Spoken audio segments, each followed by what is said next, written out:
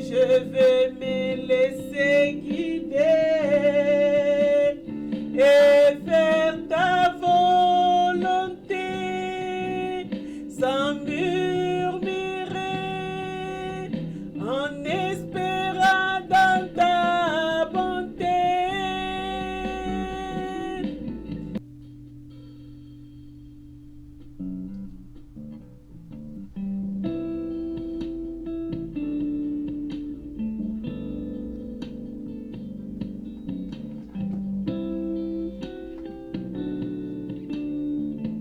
Samedi 20 novembre.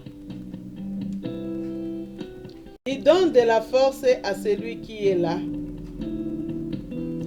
et il augmente l'énergie à celui qui n'a pas de vigueur.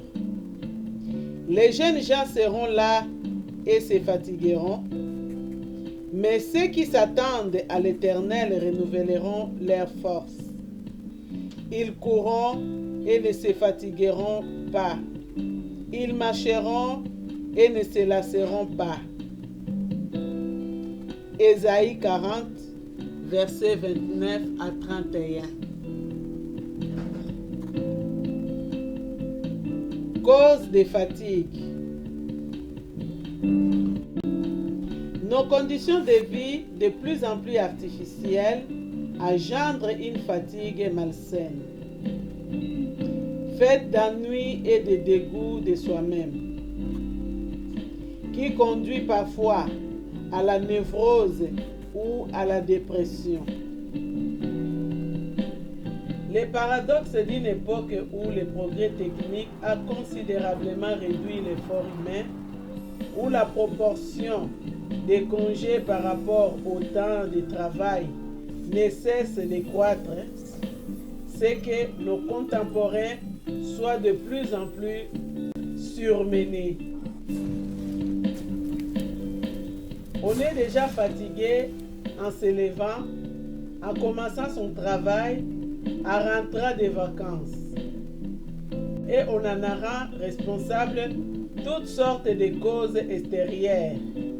Les bruits, les trajets, la nervosité d'autrui, y compris les distractions dont pourtant on ne voudrait pas se passer. Ces causes existent en effet et retentissent fâcheusement sur notre équilibre. Mais à côté des contraintes extérieures, il existe une cause profonde intérieure à la fatigue humaine, un poids moral qui s'appelle le péché.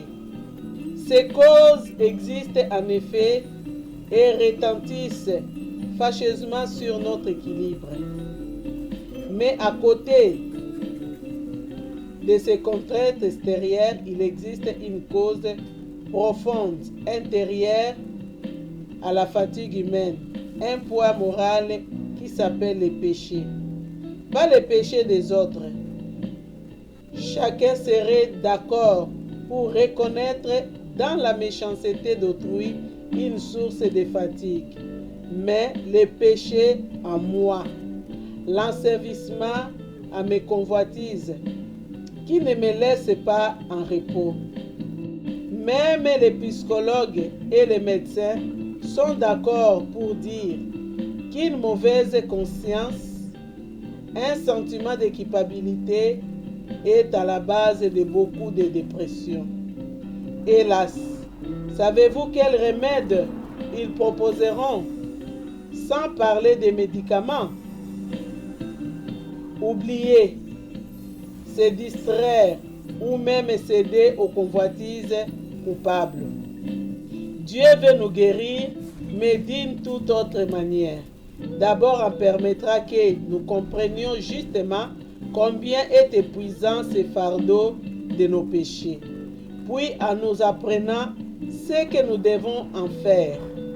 L'apporter à Jésus qui a dit « Venez à moi, vous tous qui vous fatiguez et qui êtes chargés, et moi je vous donnerai du repos. » Le repos de vos âmes. Matthieu 11, versets 28 et 29. comparé avec Jérémie 6, verset 16. Je crois dans tes